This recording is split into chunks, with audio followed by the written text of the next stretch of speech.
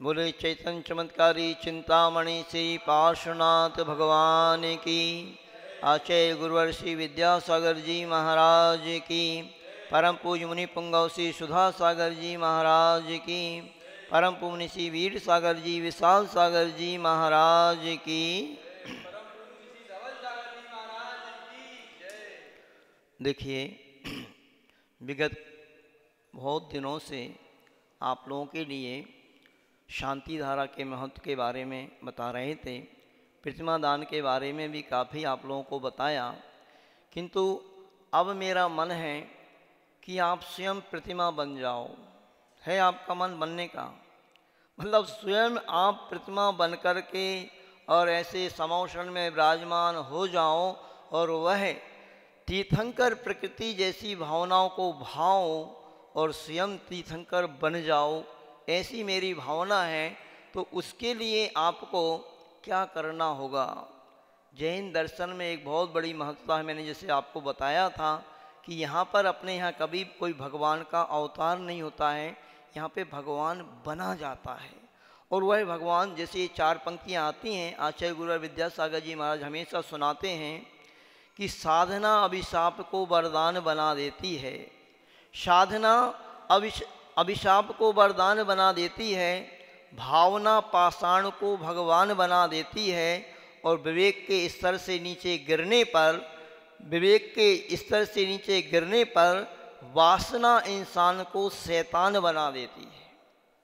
तो ये भावना की, अपने यहाँ जैन धर्म वास्तव में भावना प्रधान धर्म है, और शास्त्रों में अनेक प्रकार की भावनाओं के माध्यम से अपनी विशुद्धि बढ़ती है। जैसे सर्वप्रथम तत्वासूत्र में आता है कि जो व्यक्ति व्रतों को लेता है तो 5 महाव्रतों की 5-5 भावनाएं बतलाईं। अपने यहाँ पर वैराग्य भावना भी बहुत अच्छी भावना है, पढ़ना चाहिए प्रत्येक व्यक्ति को। 12 भावनाओं का चिंतन तो और पाठ तो हर व्यक्ति को करना ही चाहिए, क्योंकि इन 12 भावनाओं के चिंतन से ही साक्षात तीर्थंकर भगवंतों को भी वैराग उत्पन्न होता है। तो इन भावनाओं का अपने आप में बहुत बड़ा महत्व है। तो उस तीर्थंकर जैसी प्रकृति जो होती है, जैसा आप सभी लोग जानते हैं कि तीर्थंकर प्रकृति ऐसी प्रकृति है जो 8 कर्म होते हैं। उन 8 कर्मों में नाम कर्म होता है। उस नाम कर्म की 93 प्रकृतियाँ होती हैं। उसमें एक तीर्थंकर नाम की प्रकृति होती है कि इस व्यक्ति को जो संसार से पार उतारने वाली हुआ करती है। यानी 148 प्रकृतियां पूरे कर्मों की हो जाती हैं, उसमें सिर्फ एक प्रकृति ऐसी है, वह है तीर्थंकर प्रकृति, कि जो इस व्यक्ति के लिए इतनी ऊंचाई तक ले जाती है, इतनी ऊंचाई तक ले जाती है कि जिसकी आप कल्पना नहीं कर सकते। कल एक बच्चे का प्रश्न आया था कि महाराज जी, सिद्ध में और तीर्थंकरों में क्या अंतर है? सिद्ध में यानी सिद्ध भगवान में और तीर्थंकर भगवान में क्या अंतर है? तो मैंने कहा बहुत बड़ा अंतर है। सिद्ध तो कोई भी बन सकता है, कोई भी से मतलब सामान्य कोई भी व्यक्ति मुनि दीक्षा लेकर के और साधना करे और केवल ज्ञान को प्राप्त कर ले, उसके बाद सिद्ध नियम से बनेगा ही बनेगा। किंतु ध्यान रखना, तीर्थंकर हर कोई नहीं बन सकता। तीर्थंकर की सीट बहुत कम है। कहते हैं एक अवसर्पणी काल जो भी होता है, ये 10 कोड़ा कोड़ी सागर का काल होता है, और इसमें मात्र 24 ही तीर्थंकर बनते हैं। 24 ही सीट है। तो तीर्थंकर बनना हर कोई के बस के बात नहीं है।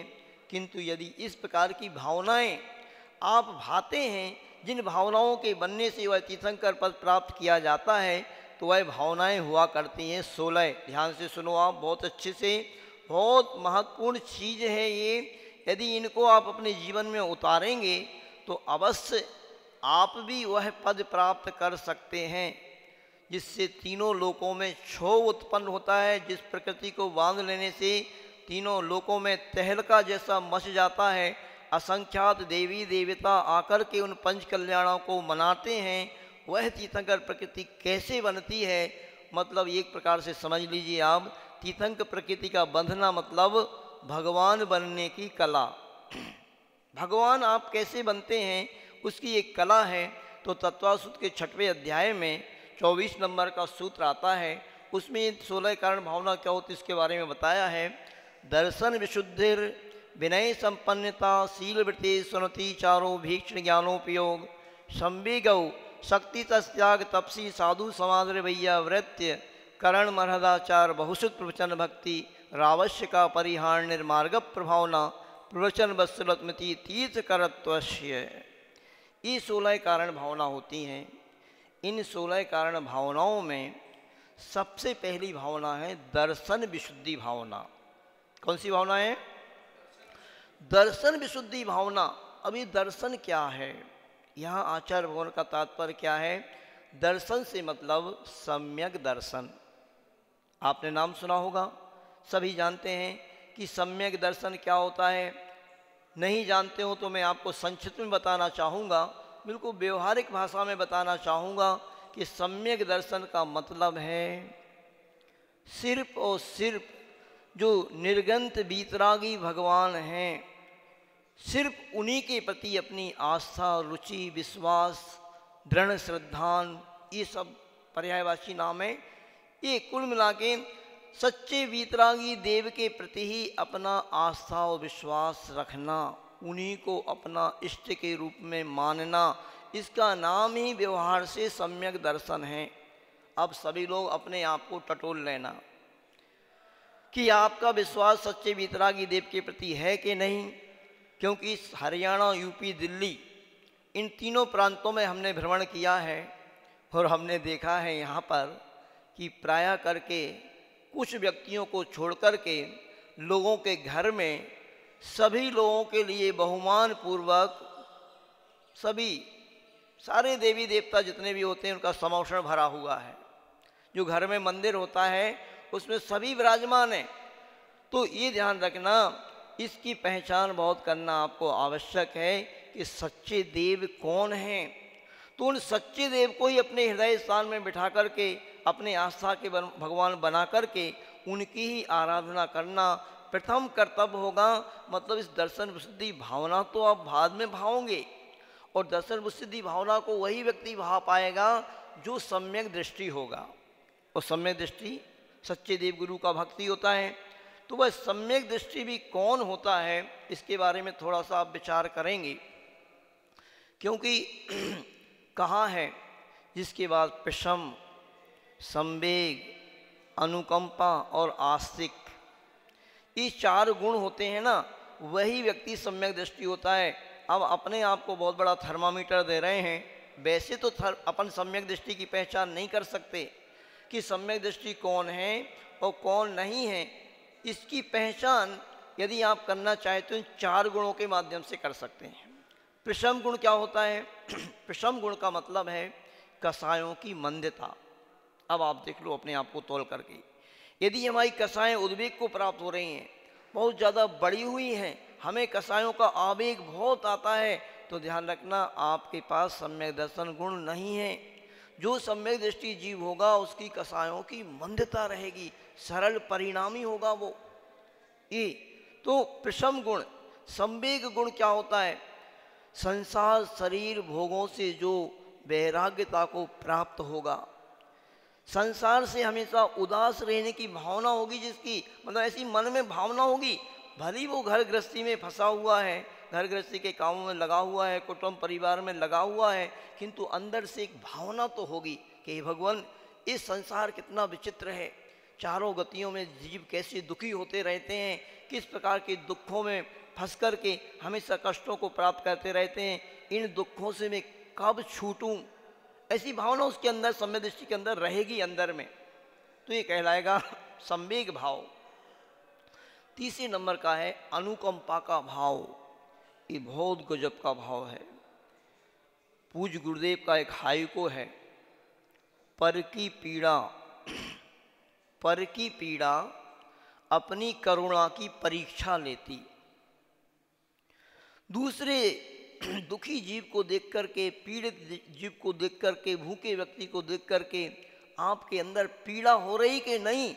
कितनी गजब की बात आचार्य गुरु विद्यासागर जी महाराज ने इस हाइको में लिखी है कि दूसरे की पीड़ा को देख करके आप स्वयं पीड़ित यदि हो रहे हैं तो ध्यान रखना आपके अंदर वह अनुकंपा गुण जरूर है।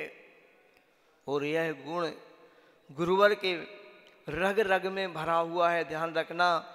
और ऐसे लगता है आचार्य उमा स्वामी जी महाराज के अनुसार, आचार्य भगवान गुरुवर विद्यासागर जी महाराज स्वयं कहते हैं, तत्वासुत की जब व्याख्या करते हैं, वैसे तो ये आया है कि इस दर्शन विशुद्धि आदि भावनाओं को केवली शुद्ध केवली के पादमूल में ही व्यक्ति जब भाता है, अपनी विशुद्धि को बढ़ाता है, तो इस तीर्थंकर प्रकृति का बंध घटता है। किंतु आचार्य भगवान कहते हैं कि तत्वासुत में ऐसा कहीं देखने में नहीं आता है। तो इससे ये सिद्ध होता है कि इन दर्शन विशुद्धि आदि भावनाओं को यदि व्यक्ति आज इस पंचम काल में भी भाए, और भले केवली शुद्ध कोलुबी का पादमूल नहीं भी है, तो भी वह हो सकता है कि उस तीर्थंकर प्रकृति को बांध ले, क्योंकि तत्वासुत से ऐसा कोई भाव नहीं निकलता है। और आचार्य भगवान को अपन देखें तो उनके रग रग में, उनके पूरे अंतस में जीवों के प्रति करुणा का भाव भरा हुआ है। वो दृश्य मैं आपको बताना चाहता हूँ। जब आचार्य भगवान गुरुवर विद्यासागर जी महाराज, सुनो ध्यान से सुनो, अपना मन इधर हमारी तरफ देखो, आप सबको भी अपना कल्याण करना है, तो ये भावना आपको अपने अंदर जगाना होगा कि अनुकंपा की भावना क्या है। देखो आज प्रत्येक व्यक्ति अपने हम दो हमारे दो इसी में उलझा है संजय भाई। इससे ज़्यादा और किसी की भावना बहुत ही बिरले लोग मिलेंगे कि जिनके अंदर ये भावना आ जाए कि दूसरे के कल्याण की भावना, दूसरे के दुख को देख करके दुखी होना, पीड़ित होना, हे भगवान इसका भी कष्ट दूर हो जाए, ऐसा भाव आना बहुत बिरले जीव ढूंढने से नहीं मिलेंगे आपको। अपने बेटे को किसी प्रकार की पीड़ा हो जाए, दुख हो जाए, तो आप दिल्ली में इलाज हो जाए तो ठीक है, बम्बई जा सकते हो, बम्बई में भी नहीं होगा तो आप अमेरिका जा सकते हो, इंग्लैंड जा सकते हो, अपना घर भी बेच सकते हो, अपनी पत्नी के जेवर भी बेच सकते हो, सारा कुछ बिक जाए पर हमारा ये बेटा बच जाए। ध्यान रखना, ये भावना तो प्रत्येक व्यक्ति की हो सकती है, किंतु पड़ोसी का बेटा हो, किसी गरीब का बेटा हो, यहाँ क्या कहा जा रहा है, प्राणी मात्र के प्रति अनुकंपा का भाव जिसका होगा उसको बनेगी तीर्थंकर प्रकृति। और ये भावना जैसा मैंने आपको कहा कि गुरुवर के अंदर रग रग में भरी है। बीना बारह की ये घटना है।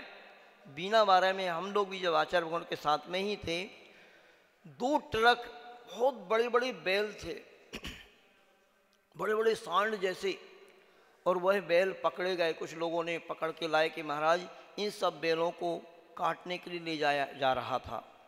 और जब उन बैलों को देखा, हम सभी ने देखा, आचार्य भगवान ने देखा, ओहो ऐसे जवान बैल, ये बैल भी कटने के लिए जा रहे थे। और आचार्य भगवान के अंदर ऐसी करुणा जगी, ऐसा भाव आया कि हे भगवान, ये बैलों के माध्यम से कुछ समय पहले जो व्यक्ति अपनी आजीविका चलाता था, खेती बाड़ी इन्हीं से की जाती थी, और आज इन बैलों को काटा जा रहा है। उसी समय शायद आचार्य भगवान के मन में भाव आया होगा। और बीना बारह में एक शांति धारा के नाम से एक योजना के लिए आचार्य भगवान ने आशीर्वाद दिया। आज वहाँ पर हजारों बैलों को और गायों का पालन पोषण हो रहा है बीना बारह अक्षय क्षेत्र में। और वही भावना, वही अनुकंपा का भाव आचार्य भगवान के मन में आया होगा। आज पूरे भारत वर्ष में लगभग 125 गौशालाएं आचार्य भगवान के आशीर्वाद से चल रही हैं, उनमें लाखों पशुओं को अभयदान दिया जा रहा है। ये ऐसी भावना, ये अनुकंपा की भावना, ये कहलाती है अनुकंपा की भावना। आज आचार्य गुरुवर विद्यासागर जी महाराज ने एक हथकरघा के लिए आशीर्वाद दिया। हथकरघा पहले भारत में चलता ही था पूरा ये हथकरघा। ध्यान रखा, गांव गांव में हथकरघा केंद्र खुले हुए थे और हर व्यक्ति के लिए रोजगार रहता था। किंतु आज बेरोजगारी बढ़ रही और जगह जगह लोग मतलब बेरोजगार होकर के घूम रहे हैं।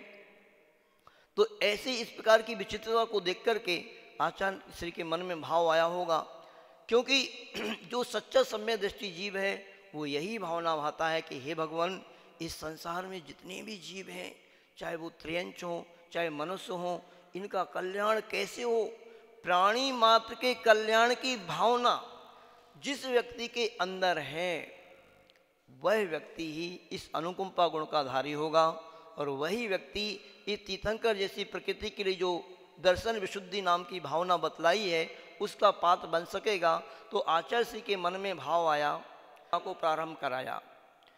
कई हथकरघे वहाँ पर लगाए गए और उसमें जो भी आसपास के गांव की गरीब जनता थी, उस गरीब जनता को उससे जोड़ा गया। और वो लोग जो 150 रुपये में दिन भर मेहनत मजदूरी करते थे, फिर उन्होंने जब हथकरघा से वो जुड़े तो आपको विश्वास नहीं होगा, 500 से 1000 रुपये तक दिन का वो कमाने लगे। तो आचार्य श्री जब एक बार वहाँ पर पहुँचे तो सारे आदिवासी लोग लाइन लगाए खड़े हुए थे, ऐसे हाथ जोड़ करके, जैसे पहले कोई जमाने में तीर्थंकर भगवंतों का आगमन होता होगा या राम लक्ष्मण वगैरह महापुरुष हुए हुए हैं, वो सब जब किसी गांव में से गुजरते होंगे ना तो लोग ऐसे हाथ जोड़कर खड़े रहते होंगे। ऐसे ही सारे लोग ऐसे हाथ जोड़े खड़े हुए, ऐसे लग रहे थे जैसे उन्होंने कहा कि ये तो हमारे साक्षात भगवान है आचार्य गुरु विद्यासागर जी महाराज, इन्होंने हमको आजीविका से लगाया है, इन्होंने हमारे लिए एक साधन दिया है। हमारे बच्चे भूखे मरते थे, आज वो बहुत अच्छे से रह रहे हैं, अच्छे कपड़े पहन रहे हैं, अच्छे से खा रहे हैं, पी रहे हैं। तो ये भाव हर व्यक्ति के अंदर आ सकता है क्या? आना चाहिए। यदि आप चाहते हो कि हम भी एक दिन इस भगवत्ता को, उस सच्चे आत्मस्वरूप को प्राप्त हो जो प्रभु ने प्राप्त किया है, तो आप प्रत्येक व्यक्ति के अंदर भी आना चाहिए। आज इतना ही रहने देते हैं। एक बात और बताना चाहेंगे